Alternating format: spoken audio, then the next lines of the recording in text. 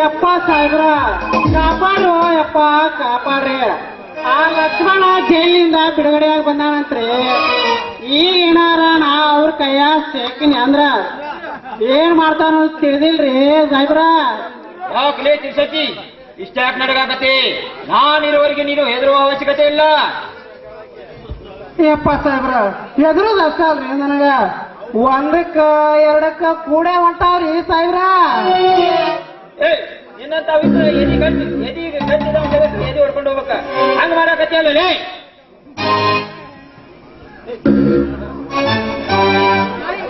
ನಾ ಏನ್ ಮಾಡ್ಲಿ ಸಾಹೇಬ್ರ? ಹಂಗೆ ಎದಿ ಹೊಡ್ಕೊಂಡ್ ಮಾಡಿದವ್ರು ನೀವೇ ಅಲ್ಲೇನ್ರಿ ಸಾಹೇಬ್ರ? ನಾ ಏನ್ ಮಾಡಿದ್ನಿ? ಆ ಲಕ್ಷ್ಮಣ ಜೈಲಿಂದ ಬಿಡುಗಡೆ ಮಾಡಿದ್ರ ನಾ ಯಾಕೆ ಸೆದರ್ತಿದ್ನಿ?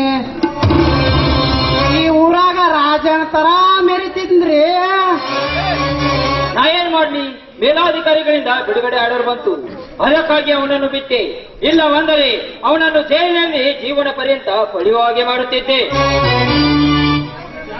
ಸಾಹೇಬ್ರ ನೀವೇನಂದ್ರು ನನಗೆ ಸಮಾಧಾನ ಇಲ್ರಿ. ನಾನು ಎದಿ ಒಂದ್ಸಲ ಡವಾ ಡವಾ ಡವಾ ಅಂತ ಹೊಡ್ಕೊಳಕತ್ಬಿಟ್ಟೈತ್ರಿ ಸಾಹೇಬ್ರ, ಹೊಡ್ಕೊಳಕತ್ಬಿಟ್ಟೈತ್ರಿ. ಈಗ ನೀನು ಧೈರ್ಯವಾಗಿರು, ಮುಂದೆ ಬಂದಿದ್ದಕ್ಕೆ ನಾನಿದ್ದೇನೆ.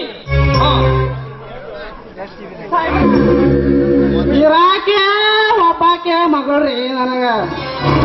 ನಾ ಇನ್ನೂ ಅಷ್ಟು ದಿನ ಬದುಕ್ಬೇಕ್ರಿ. ಯಾಕಂದ್ರ ನನ್ನ ಮಗಳು ಮದುವಿನ ಮಾಡಿಲ್ರಿ. ಇನ್ನ ನಿಮ್ ಕಾಲಿಗೆ ಬಿದ್ದು ಬೇಡ್ತೇನ್ರಿ. ಮಾಡಿ ಕಾಪಾಡ್ರಿ ಸಾಹೇಬ್ರ, ಕಾಪಾಡ್ರಿ. ತಿರ್ಚಟಿ ಹೇಳು ಮೇಲೇಳು. ಇನ್ನ ಮೇಲೆ ನೀನು ಅಂಜುವ ಅವಶ್ಯಕತೆ ಇಲ್ಲ.